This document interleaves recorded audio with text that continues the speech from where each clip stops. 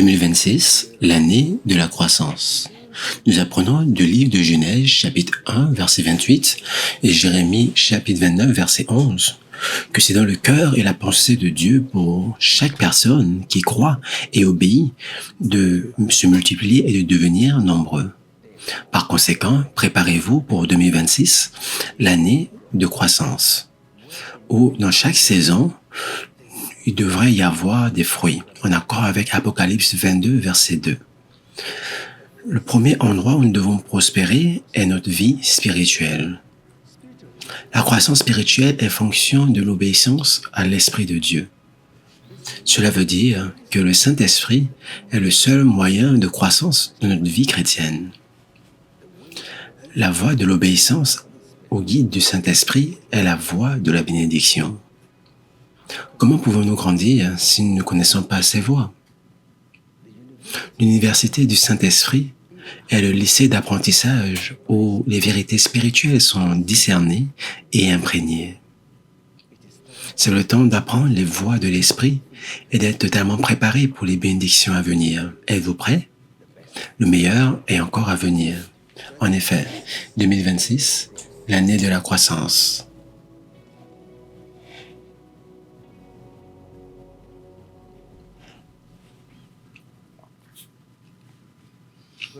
Bonjour Seigneur, bonjour Saint-Esprit, le temps pour le message. Merci peuple de Dieu. Ouvrons nos Bibles au livre de 1 Corinthiens chapitre 2, verset 14. Je lis. L'homme naturel ne reçoit pas les choses de l'Esprit de Dieu, car elles sont une folie pour lui, et il ne peut les connaître, parce que c'est spirituellement qu'on en juge. Verset 15. L'homme spirituel, au contraire, juge de tout, et n'est lui-même jugé par personne. Verset 16, dernier verset. « Car qui a connu la pensée du Seigneur pour l'instruire? Or nous avons la pensée de Christ. » Ça, c'est Paul qui parle. Nous avons la pensée de Christ. Merci Jésus. La semaine dernière, nous avons parlé de la focalisation, du focus. Et nous avons dit à la fin du programme que cette semaine, nous allons parler de la conscience de la présence de Dieu. La foi est une question de la conscience de la présence de Dieu. L'Écriture dit, celui qui vient à Dieu, celui qui vient à lui, doit savoir, doit être conscient que Dieu est. Je ne veux pas dire existe, mais que Dieu est. Il est celui qui récompense ceux qui le cherchent de façon diligente. Prenez note de ce verset. Celui qui vient à Dieu doit être complètement convaincu dans son cœur que Dieu existe, qu'il est, et que Dieu est le récompenseur de votre foi, de ceux qui le cherchent de façon persistante, de tout leur cœur, de toute leur pensée. C'est ce que l'Écriture dit. J'ai lu ce que Paul a dit. Maintenant, Jésus-Christ est venu sur la terre. Quel était l'objectif de Dieu d'envoyer Christ sur cette terre? Pourquoi est-ce que le Père a envoyé Jésus-Christ sur cette terre? Pour quel objectif? Pour quelle raison? Vu que Adam est tombé dans le péché, vu que la relation entre Dieu et l'homme a été détruite, et l'homme s'est éloigné de Dieu, il y avait une barrière, un vide, un mur entre Dieu et l'homme, la séparation. Nous avons vu entre la relation, la communion dans le jardin. Après qu'Adam soit tombé dans le péché, il a quitté le jardin, il a quitté la présence de Dieu. Nous avons vu ce qui s'est produit entre Caïn et Abel. Nous avons vu comment Caïn a assassiné son frère et Dieu l'a envoyé loin de sa présence. L'homme a commencé à s'éloigner de la présence de Dieu, petit à petit, jusqu'à ce qu'il se soit totalement séparé de Dieu dans les ténèbres, plus de conscience de Dieu. Et c'était douloureux pour Dieu. Genèse chapitre 6. Dieu était en peine que son meilleur ami, l'homme, avait décidé de le rejeter, de rejeter ses voies et de vivre sans lui sous la tentation de l'ennemi. Il a dit, vous serez comme lui, vous aurez la connaissance. Ça veut dire, vous n'aurez pas besoin de Dieu. Vous n'aurez pas besoin de dépendre sur Dieu, vous aurez la connaissance, vous allez devenir comme lui, la toute suffisance et vivre une vie indépendante de Dieu. Alors que l'homme avait été créé pour la gloire de Dieu en accord avec l'Écriture. Dans Genèse chapitre 6, Dieu était attristé parce que toutes les pensées et les voies des hommes sont toujours tournées vers le mal. Et il a regretté d'avoir créé l'humanité. Nous savons ce qui s'est produit avec l'inondation. L'homme est devenu charnel, et c'est là le problème. L'homme est devenu une personne conduite par les tendances charnelles. L'homme est devenu une personne guidée par ses sens, ce qu'il voit de le naturel, ce qu'il entend des gens, ce à quoi ces situations ressemblent, ses émotions, alors que Dieu a créé l'homme pour être une personne spirituelle. Vous avez entendu ce que l'apôtre Paul a dit dans 1 Corinthiens. L'homme naturel, l'homme guidé par ses sens, c'est la connaissance humaine et charnelle. Et cette personne ne peut pas comprendre ou recevoir les choses de l'esprit parce que elles sont une folie pour lui. Ces choses ont besoin d'être discernées spirituellement.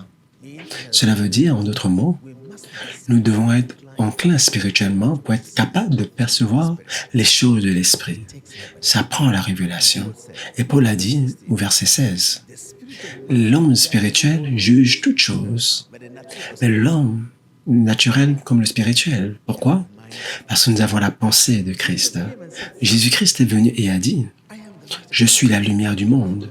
Celui qui me suit ne marchera jamais dans les ténèbres. Nous avons la lumière de la vie. Je suis le chemin. Je suis la vérité. Je suis la vie. Personne ne vient au Père excepté à travers moi. » Quelle est la signification de cela? Je suis le chemin. Je suis la vérité. Je suis la vie. Personne ne vient au Père excepté à travers moi. Cela veut dire qu'il a invité chaque personne pour l'embrasser en suivant la voie étroite qui guide vers la vérité divine qui libère. Dieu est devenu votre Père. Cela veut dire, je suis de retour vers Dieu. Je suis le chemin des ténèbres vers la lumière.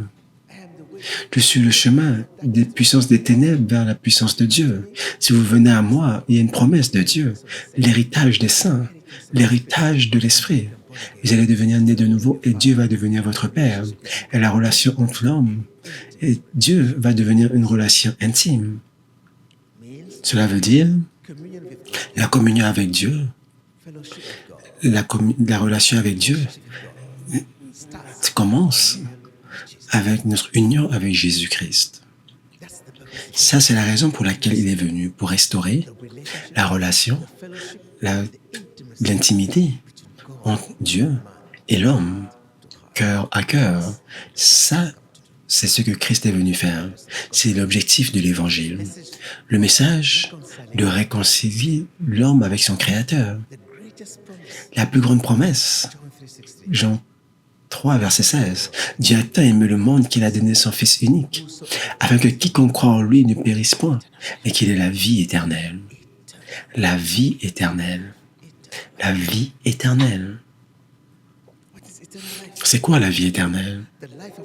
La vie de Dieu commence à se manifester en vous. La nature de Dieu commence à venir en vous.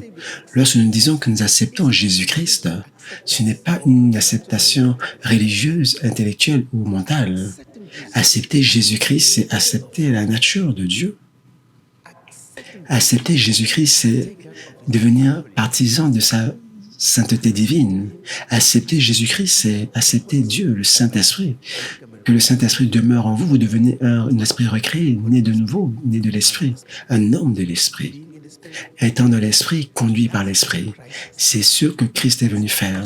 Ça, c'est l'Évangile, le véritable Évangile de Christ. L'Évangile du royaume de Dieu, l'Évangile du Fils de Dieu, comme la Bible le déclare. Toute autre chose est secondaire. Cherchez premièrement le royaume des cieux et sa justice, et toute autre chose vous sera donnée par la suite.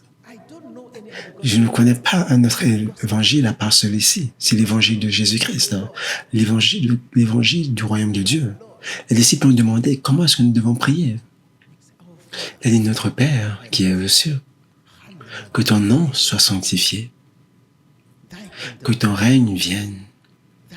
Que ta volonté soit faite sur la terre comme au ciel. Donne-nous aujourd'hui notre pain de ce jour. Jésus-Christ est en train de parler de la relation avec Dieu comme étant le Père. Le royaume de Dieu sur la terre, cela veut dire la présence de Dieu sur terre, la relation avec Dieu en esprit et en vérité, à partir d'ici sur la terre.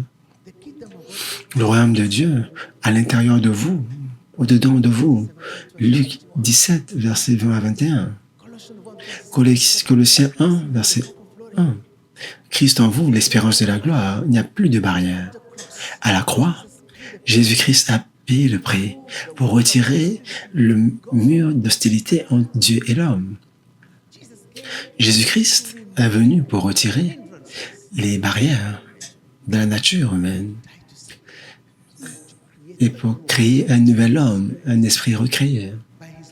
Par sa résurrection d'entre les morts, si vous croyez en lui, lorsque le Saint-Esprit vient, il vous donnera un nouveau cœur, une nouvelle conscience.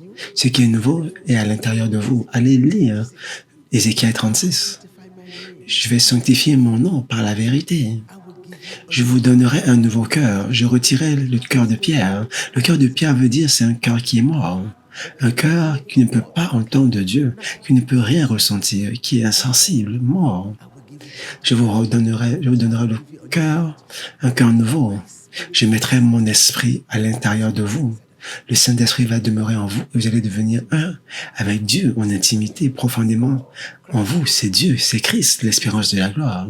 Profondément en vous, la demeure de Dieu. Vous devenez le tabernacle de Dieu, le temple de Dieu. Marchons avec Dieu. Ça, c'est la promesse de l'évangile de Jésus-Christ. Toute autre chose est secondaire. Ça, c'est le cœur du problème concernant Jésus-Christ. C'est la raison pour laquelle il est mort. C'est la raison pour laquelle il est ressuscité d'entre les morts pour vous redonner la nouveauté de vie. C'est pour cela qu'il est retourné vers le Père. Pourquoi?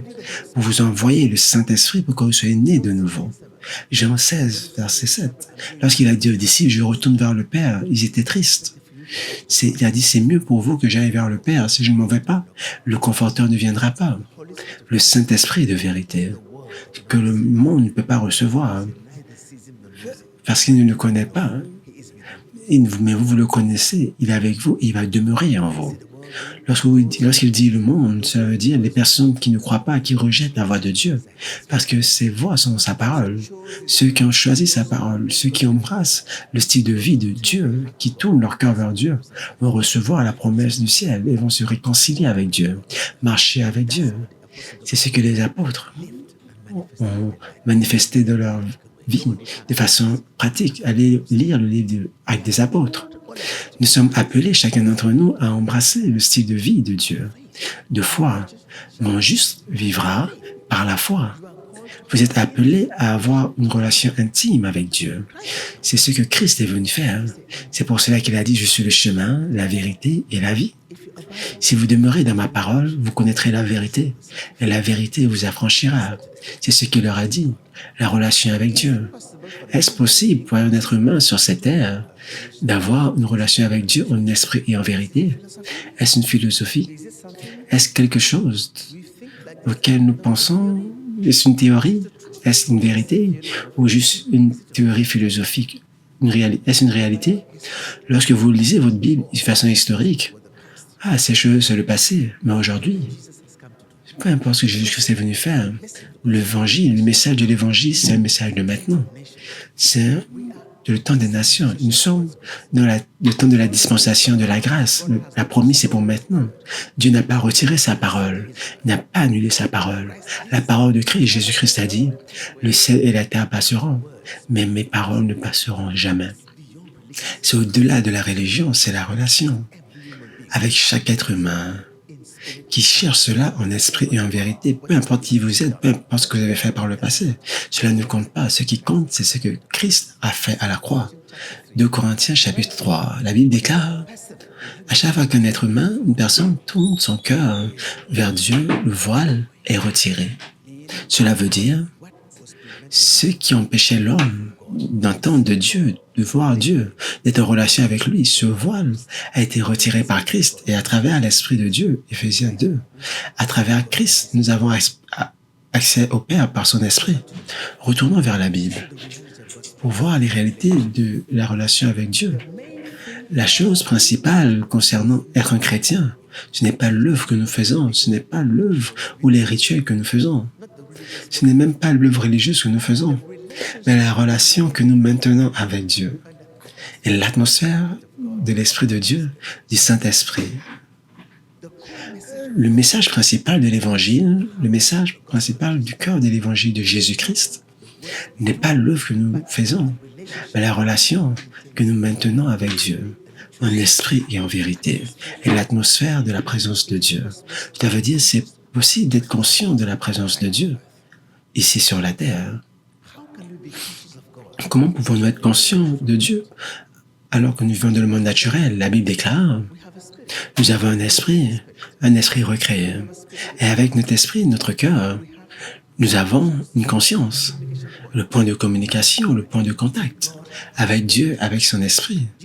Jésus-Christ a dit à la femme samaritaine, « Femme, le temps est venu où vous allez adorer le Père. Vous n'adorez ni le Père, ni sur cette montagne, ni à Jérusalem, car vous adorez ce que vous ne connaissez pas. » Ça prend le salut pour véritablement connaître Dieu. C'est quoi le salut? Le salut, c'est la révélation de la gloire de Dieu. Être sauvé, c'est la révélation de la gloire de Dieu. Lorsque la gloire de Dieu vient sur vous, lorsque l'Esprit de Dieu et sa gloire viennent sur vous, comme Pierre le dit, la voie du salut devient évidente, la présence de Dieu vient, la conscience de Dieu vient, l'intimité, la relation vient, elle devient réelle. Votre conscience commence à sentir la présence de Dieu. Vous commencez à percevoir la voix intérieure du Saint-Esprit. Vous commencez à avoir la relation avec Dieu en esprit. Comme Paul l'a dit, soyez dans l'esprit, marchez dans l'esprit. Est-ce qu'il rêvait? Est-ce qu'il racontait des histoires? Pierre a dit, ce n'est pas en vous racontant les récits que nous avons parlé de l'Évangile, mais nous avons entendu la voix du Père sur la montagne sainte. Pierre était là-bas. Il l'a noté dans le 2 Pierre. J'étais là-bas lorsque j'ai entendu la voix de Dieu. Ça, c'est mon fils bien-aimé. Pierre est un témoin oculaire de cela. Nous l'avons vu dans la Bible. Maintenant, j'aimerais prendre quelques exemples pour vous dire, nous avons les héros de la foi. Les personnes qui ont vécu sur cette terre, ils avaient des pères, des mères. C'était des êtres humains comme chacun d'entre nous, des personnes de sang, de chair, qui ont vécu sur cette terre, nés, qui ont vécu et ont quitté cette terre. Et ils avaient une relation réelle avec Dieu, en accord avec les Écritures, à travers le Saint-Esprit qui leur donnait des capacités surnaturelles. Ils sont rentrés de la présence de Dieu, ils ont parlé avec Dieu, ils ont entendu de Dieu, ils étaient envoyés de Dieu. Ils ont partagé son message à travers le monde entier. Des prophètes, des personnes ointes, guidées par l'Esprit. 2 Pierre dit, chapitre 1, verset 21, « Aucune prophétie de l'Écriture n'est venue par la volonté des hommes, mais guidée par le Saint-Esprit. » Les prophètes saints étaient conduits par l'Esprit de Dieu pour partager le message qui venait du ciel. Est-ce possible d'expérimenter Dieu dans la réalité? Jésus-Christ est venu sur la terre comme un être humain, il est devenu chair. Il est mort à la croix, pas pour lui-même, mais pour vous et moi. Mais quelque chose d'extraordinaire s'est produit. Il est ressuscité le 3e jour et il est apparu aux témoins choisis par Dieu. Il a apparu aux apôtres des temps anciens et ils l'ont vu et ils l'ont écrit dans la Bible. Et Pierre a témoigné de cela, Paul a témoigné de cela. Chacun d'entre eux ont témoigné et l'ont vu. Ils sont devenus ces témoins de ce message que nous recevons aujourd'hui. Si Dieu n'est pas vivant, cela veut dire les miracles, les signes, les prières, la main de Dieu, la destinée, ne signifie rien. Mais gloire à Dieu, Jésus-Christ est vivant. Le but de Jésus-Christ, c'est de créer cela. La conscience de Dieu, de sa présence. Alléluia. Cela veut dire, mes frères, mes sœurs, père et mère qui me regardaient, c'est absolument possible, en accord avec la Bible, pour vous d'avoir la conscience de la présence de Dieu dans votre vie. Le problème ne vient pas du côté de Dieu. Le problème est de notre côté à nous. Dieu a fait toutes choses pour amener la réalité de la relation entre Dieu et l'homme. Dieu a fait sa part. Il a envoyé son Fils pour vous. Jésus-Christ est venu avec un message, la bonne nouvelle. Retournez à Dieu, me voici, je vais mourir pour vous. Vous payez le prix. Peu importe ce que vous avez fait. Même si votre propre conscience vous accuse, venez à moi. Dieu ne m'a jamais envoyé pour juger qui que ce soit. Il m'a envoyé pour apporter le salut, à quiconque croit, un cadeau gratuit. Vous n'avez pas besoin de faire quelque chose, juste croire. C'est pour cela que je suis venu. Croyez en la personne qui l'a envoyé, c'est le message de Christ. La réconciliation, le pardon, la vie éternelle, absolument gratuite. Tout ce qu'on vous demande, c'est de croire et de désirer. Dieu a fait toutes choses. Tout ce que vous avez besoin de faire, c'est de croire. Donc, une barrière, là, c'est de notre côté. Il n'y a rien que Dieu peut faire. Dieu ne peut pas forcer un être humain de la foi. Il ne va pas faire cela. Dieu ne va jamais violer votre conscience, jamais. Parce que la foi est une conviction qui doit venir de votre cœur. Sa partie, c'est de jouer son rôle. Jésus-Christ est venu, il est allé à la croix. Il est mort pour vous, il est allé au ciel. Il a donné le don gratuit à tous ceux qui croient. C'est cela. Qui a cru à nos témoignages? À celui-ci, la main de Dieu lui a été révélée. Isaïe 55. Dieu a dit, je m'apprête à faire quelque chose de nouveau. Lorsque cela va se produire, qui va croire? Ça, c'est la grâce de Dieu. C'est ce que Jésus-Christ est venu faire. Lorsqu'il est ressuscité d'entre les morts, il a rencontré les disciples. Me voici. Je m'en vais vers mon Père. Je vais envoyer la promesse du ciel vers vous. La seule promesse de la même personne dans la Bible. La justice de Dieu qui donne le Saint-Esprit. Dieu ne cherche pas un esclave, vous n'êtes pas un esclave. Dieu ne cherche pas un serviteur, vous n'êtes plus que cela. Dieu cherche des amis. Dieu, plus encore, Dieu cherche des fils et des filles. Dieu veut construire une famille, fils et filles de Dieu. L'Église, c'est seulement ceux qui sont sauvés, ceux qui sont nés de nouveau, qui ont la relation avec Dieu en esprit et en vérité. Ils sont appelés enfants de Dieu, ils ont la relation sous la puissance du Saint-Esprit, dans la justice et dans la vérité. Le cœur de l'Évangile, vous devez être né de nouveau. Le cœur de l'Évangile est le vin nouveau dans des outres neuves. Dieu est venu pour rendre toutes choses nouvelles. Jésus-Christ a dit, je suis le chemin, je suis la vérité, je suis la vie.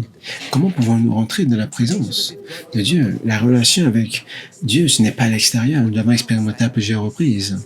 À l'extérieur, c'est l'expérience des sens.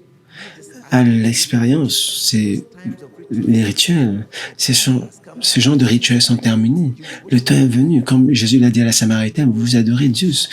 Vous n'adorez plus Dieu sur cette montagne ou à Jérusalem, mais vous allez l'adorer en esprit et en vérité. Jean 4, verset 24. Comment un homme peut être appelé à être en relation avec Dieu en esprit et en vérité? Ça, c'est la question. Cela veut dire, nous ne croyons pas en Jésus-Christ pour les choses matérielles. Nous ne croyons pas pour les choses terrestres. Nous croyons pour les choses éternelles. Pour la vie après cette vie. Jean 14, verset 1 à 2, Jésus-Christ a dit, « De la maison de mon Père, il y a beaucoup de demeures. Si je m'en vais là-bas, je créerai une place pour vous. » C'est ce qu'il a dit. Si vous êtes simplement chair, alors c'est terminé. Alors que nous sommes plus que cela. Où est votre esprit, où est votre âme et votre corps?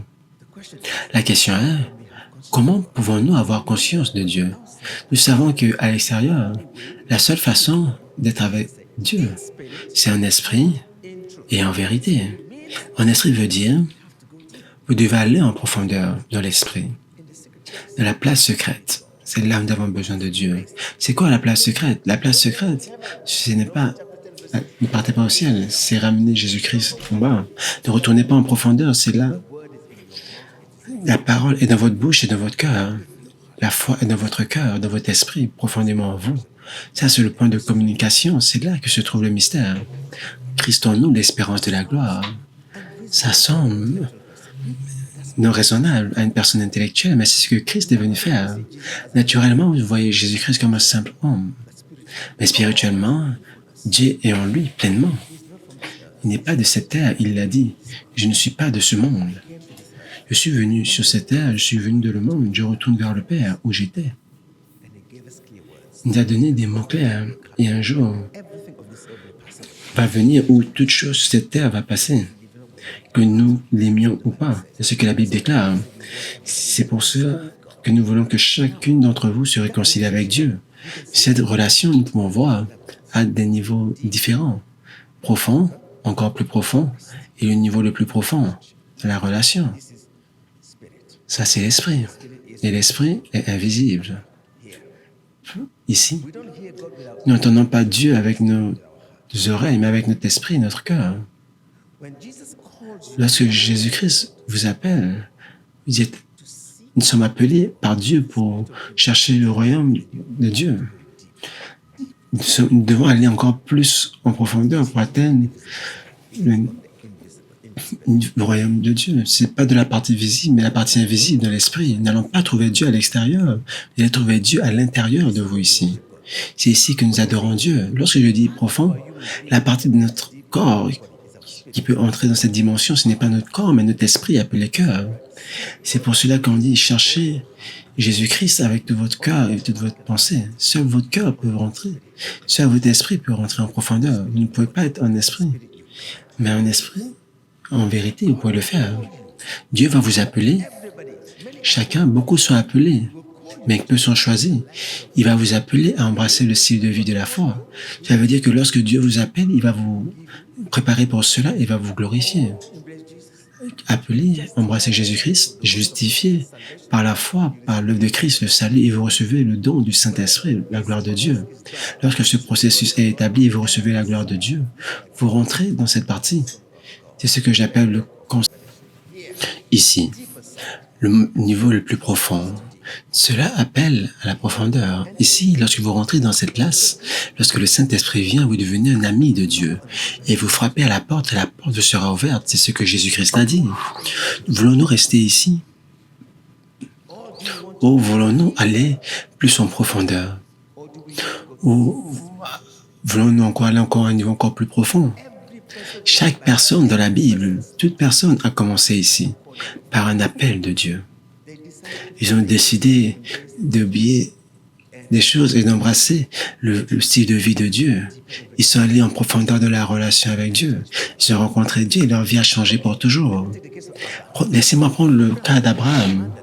Abraham était un homme qui a vécu sur la terre en accord avec les Écritures. Dans Genèse 12, il avait un père qui vivait sur cette terre. Il était marié. La femme était Sarah. Genèse 12, Dieu a appelé cet homme Abraham. Dieu a dit, je vais changer ton nom, je vais t'appeler Abraham, père des nations. Et Dieu lui a fait une promesse. Il a dit, quitte ton père, quitte ton pays, et va là où je t'envoie. Abraham a laissé toutes choses et est entré en profondeur de la relation avec Dieu. Une relation profonde avec Dieu. Écouter de Dieu, obéissant à Dieu, marchant en esprit. C'est ce qu'Abraham a fait immédiatement. Abraham a commencé à développer sa relation avec Dieu. Comment l'a-t-il fait? Quand Jésus-Christ est venu et a appelé les apôtres, ils ont laissé toutes choses et l'ont suivi. Luc chapitre 9, que celui qui veut me suivre porte sa croix. La première étape, c'est d'être appelé. Romains chapitre 8, verset 27, verset 29. Appelé, justifié et glorifié. Ce sont les trois étapes de l'unité avec Dieu. 1, 2, 3. Nous sommes tous appelés à embrasser Jésus-Christ. Nous avons écouté le message de l'Évangile, quelqu'un nous l'a prêché. Nous venons à la vérité pour embrasser Jésus-Christ. Venez à moi, vous tous qui êtes fatigués et chargés, je vous donnerai du repos. Jésus-Christ appelle chaque personne pour la bonne nouvelle de l'Évangile de Dieu, où l'homme peut être réconcilié avec Dieu, peut être pardonné, peut être restauré, peut être recréé, recevoir le don du Saint-Esprit, la vie éternelle, et avoir la relation avec Dieu en esprit et en vérité, et appeler Dieu Père. Jésus-Christ a dit pour que cela arrive. Matthieu 7, verset 7, vous pouvez lire avec moi. Qu'est-ce que vous voulez que Jésus-Christ soit pour vous? C'est ma question. Voulez-vous voir la main de Jésus-Christ pour vous guérir, pour vous bénir?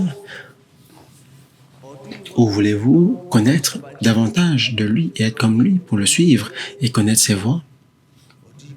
Ou voulez-vous avoir la pensée et le cœur de Christ? Et la relation dont Dieu parle. Nous avons les serviteurs, nous avons les disciples, nous avons les amis.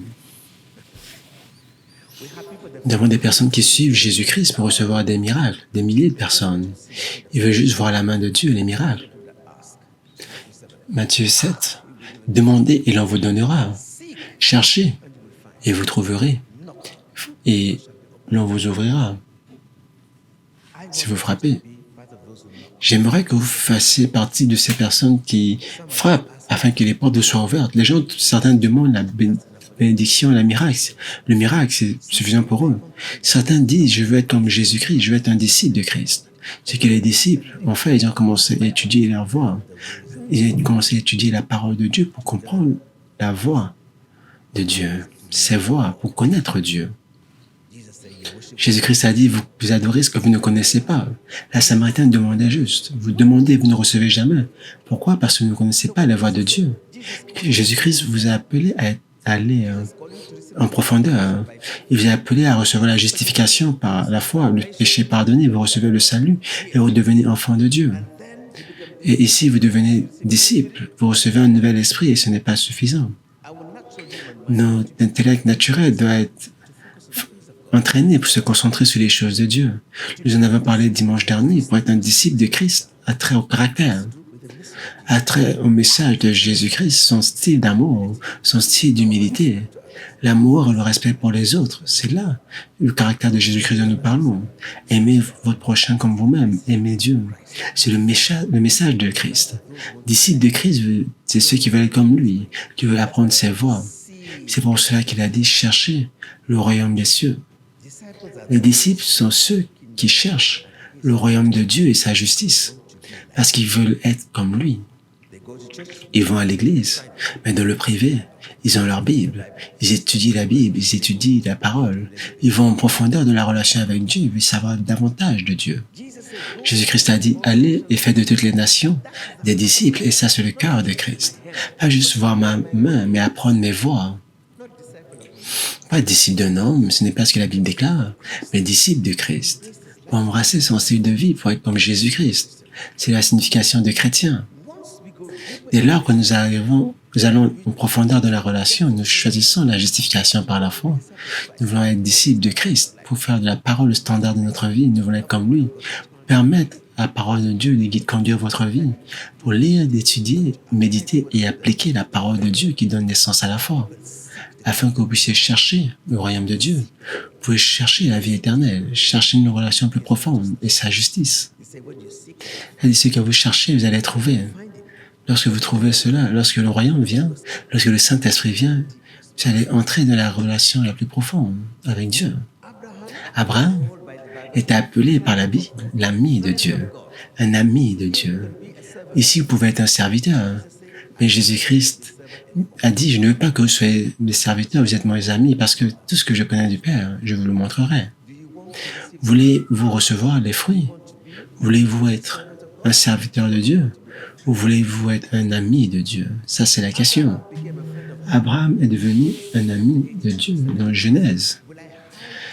Cacherai-je à Abraham ce que je m'apprête à faire?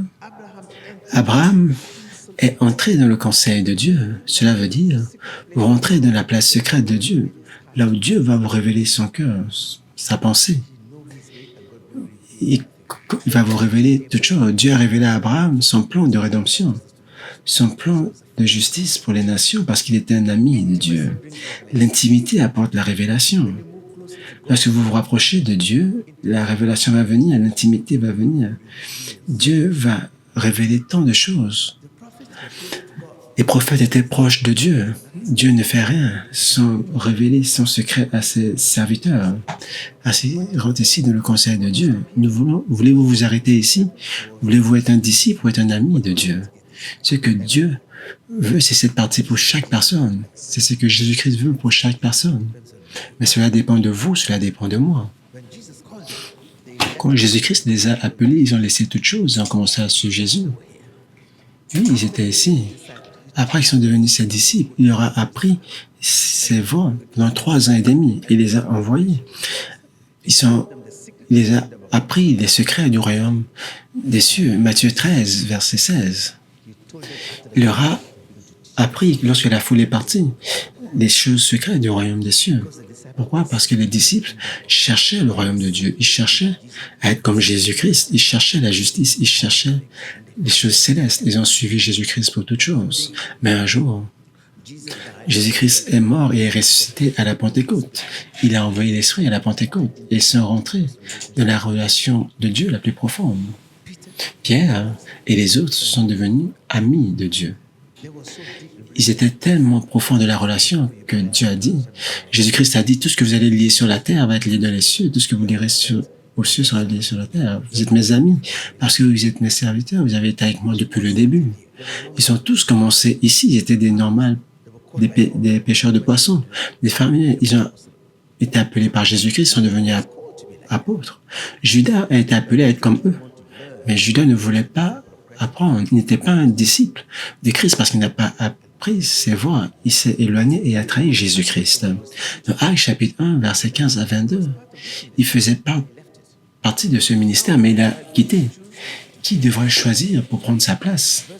Verset 22, Pierre a dit, choisissons quelqu'un qui est avec nous depuis le début, depuis le baptême de Jean, jusqu'au jour où Jésus-Christ a été retiré d'entre eux, après la résurrection. Quelqu'un qui est passé à travers tout ce processus, quelqu'un qui était appelé, qui a pris et qui est resté jusqu'à la fin pour recevoir sa grâce et pour devenir un apôtre de Christ. L'intimité avec Jésus-Christ, l'intimité avec Dieu. Moïse était appelé par Dieu un jour à la Pentecôte, Exode chapitre 3. Il était un homme comme vous et moi. Il avait un père, il avait une mère. Dieu l'a appelé et Moïse a dit, Seigneur, ce que tu m'as appelé à faire, je ne peux pas le faire. Il a résisté au Seigneur. Il était un berger. Dieu devait se révéler à lui. Dieu a commencé à lui apprendre ses voies.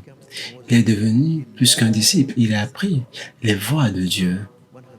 Psaume 103, verset 7. Dans Exode chapitre 3, verset 7, nous l'avons dit, il a dit à Dieu, montre-moi tes voies afin que je puisse te connaître. Je vais aller dans une relation plus profonde avec toi et je veux connaître tes voies, Seigneur. Sois avec moi. Je n'étais pas suffisant. Dieu lui a montré. Il a dit, Seigneur, montre-moi ta gloire. Je veux rentrer ici. Tout le monde connaissait que Moïse allait dans le tabernacle, dans le Saint des Saints. Et dans Exode 33, verset 11, Dieu lui a parlé face à face comme un homme parle à son ami. Moïse est devenu un ami de Dieu comme Abraham, à cause de la relation ici, profonde. Quand Aaron et l'autre combattaient Moïse, ils ont dit, mais pourquoi est-ce que vous combattez mon Moïse? C'est une personne à qui je me révélais. Cette personne, Moïse, il m'entend face à face. Il voit ma forme. C'était le niveau le plus profond de la relation avec Dieu, Moïse, très profond. David était un berger. Il était appelé. David a appris les voies de Dieu. Allez lire les psaumes, il était vraiment profond avec Dieu. Il a appris les voies de Dieu, il est devenu un homme après le cœur de Dieu. Cela veut dire qu'il est rentré dans la place secrète de Dieu. Ici, tous les psaumes que nous lisons montrent la relation, l'intimité de David avec Dieu, cœur à cœur avec Dieu, un homme après le cœur de Dieu. Pierre, un pêcheur de poissons, nous l'avons vu. Il a dit, je ferai de toi un pêcheur de poissons. Il a laissé toutes choses. Il a suivi Jésus-Christ et a appris les choses, les voies de Dieu. Chercher le royaume de Dieu pour apprendre les voies de Dieu en suivant Jésus-Christ jusqu'à la fin. Et Dieu lui a révélé tellement de choses. Et Dieu lui a fait de lui un des piliers de l'Église. Il est rentré de la dimension la plus profonde. Il est devenu un ami de Dieu, un apôtre de Christ. Dieu ne veut pas ces choses simplement pour Abraham, Moïse, David, les apôtres, mais pour chaque personne qui est née de nouveau. C'est ce que Jésus-Christ a dit. C'est pour cela que c'est tant difficile de croire, et c'est la vérité. Jésus-Christ a dit, celui qui croit en moi, les œuvres que je fais, il les fera également, et plus grandes encore. Il fera parce que je m'en vais vers le Père. Ce sont les œuvres de relation. Il a dit, si vous demeurez dans ma parole et je demeure en vous, peu importe ce que vous allez me demander, cela vous sera donné. Celui qui croit en moi, il demandera et je ferai. La relation avec Dieu amène cela. Vous êtes appelé par Dieu pour apprendre ses voies, à être disciple de Christ et pour entrer dans la dimension la plus profonde de Dieu. Et lorsque vous rentrez dans cette place, ici nous demandons, nous utilisons notre bouche pour parler à Dieu. Mais ici, votre cœur va parler à Dieu à travers la méditation. Aucune personne ne peut vous amener à ce niveau. Pas d'école. C'est qu'est-ce qui vous amène ici? C'est Jésus-Christ, le Saint-Esprit et la parole qui vous croyez en Dieu. Nous avons des personnes qui sont des personnes de prière, hommes et femmes. Ils sont ici, ils ont passé leur temps à prier et jeûner et Dieu leur révèle des choses. Dieu leur révèle son cœur, c'est une réalité. Dieu peut révéler son cœur et sa pensée à une personne qui agit comme un ami de Dieu. Le christianisme est une question de relation. Profond, plus profond, encore plus profond. Lequel voulez-vous? Tout est question de vous. Jésus-Christ vous invite à aller dans le niveau le plus profond. Venez à moi. C'est son appel. Celui qui croit en moi n'aura plus jamais soif. Celui qui croit en moi n'aura plus jamais faim. Même la femme samaritaine, il lui a dit, Jésus-Christ voulait l'amener ici. Il a dit, femme, Jean chapitre 4, verset 10, si tu connaissais qui était la personne qui te parlait, tu m'aurais demandé et je t'aurais donné de l'eau vive. Et cette eau que je t'aurais donnée deviendra une source d'eau vive qui jaillira jusque dans l'éternité. Jésus-Christ veut que vous et moi soyons ici. C'est pour cela qu'il nous a donné la prière du Père. Père, notre Père au ciel, que ton nom soit sanctifié, que ton royaume vienne. Je cherche et je trouve le royaume de Dieu ici. Que ta volonté soit faite. Donne-moi mon pain de ce jour.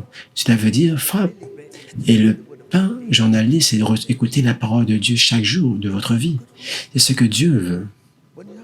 Lorsque vous avez l'intimité avec Dieu, la communion avec Dieu, vous n'avez pas besoin d'ouvrir votre bouche. Votre cœur va prier sans cesse. Vous allez entendre de Dieu. Il va vous conduire, il va vous guider. Vous allez entendre sa pensée chaque jour. C'est pour cela que Paul a vécu. C'est pour cela que les apôtres ont vécu. Ils étaient conduits par le Saint-Esprit chaque jour, par la parole de Dieu de leur cœur. Le christianisme est une question de relation avec Dieu. Cela dépend de vous. Dieu a joué son rôle.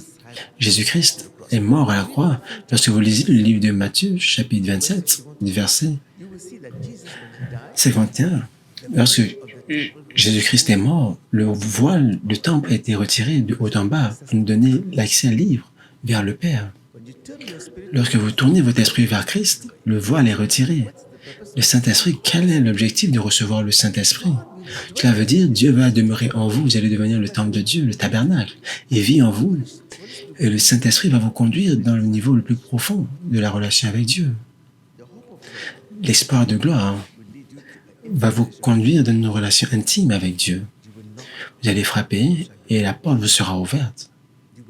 Vous connaîtrez la signification de Psaume 91. Celui qui demeure sur l'arbre du Très-Haut demeure sur l'arbre du Tout-Puissant. Est-ce que cela vous semble impossible? Mais c'est ce que Dieu veut. Il nous demande toujours ce qui est impossible à faire par la chair afin qu'il puisse nous montrer comment être là-bas. Aujourd'hui, c'est possible. J'ai été témoin de cela, je l'ai vu. Les personnes qui sont rentrées dans cette dimension, ils peuvent entendre la voix, la pensée de Dieu. C'est possible, mes chers frères et sœurs. Cela arrive en construisant la relation avec Dieu par l'aide du Saint-Esprit, en lisant votre Bible, en méditant, en vivant cette vie de justice avec Dieu, étape par étape, profond, encore plus profond, jusqu'au niveau le plus profond. C'est la croissance spirituelle dont nous parlons. Lorsque vous grandissez du niveau profond à plus profond et encore plus profond. La croissance spirituelle est fonction de l'obéissance à Dieu. Vous serez dans l'esprit, vous allez entendre de Dieu, vous allez agir par la foi, vous allez voir Dieu, vous allez prier. et votre prière sera répondue. Vous n'avez pas besoin de graduer. Oh mon Dieu, c'est la grâce. L'âge n'est pas un critère. L'éducation n'est pas un critère. L'humilité est le critère. Lorsque nous approchons Dieu avec un cœur humble, Jésus-Christ a dit, « Bénis soient les pauvres en esprit, car le royaume des cieux leur appartient. Bénis soient ceux qui ont faim et soif de la justice, car ils seront remplis. Bénis soient les miséricordieux qui vont en recevoir miséricorde. Bénis soient les personnes qui procurent la paix, qu'elles seront appelées enfants de Dieu. » C'est ce que Dieu veut, l'intimité avec Dieu, la relation avec Dieu, à travers la personne du Saint-Esprit. Maintenant, vous pouvez voir comment nous avons limité Dieu aux choses naturelles. Nous prions simplement lorsque nous avons besoin de l'argent, de la maison, de la guérison. Mais qu'en est-il de ces choses dont je suis en train de parler? Qui a soif de cela? Qui a faim de cela? Qu'est-ce que vous voulez que Dieu soit pour vous? Vous voulez voir sa main? Vous allez voir la guérison. Vous voulez apprendre ses voies pour devenir son ami?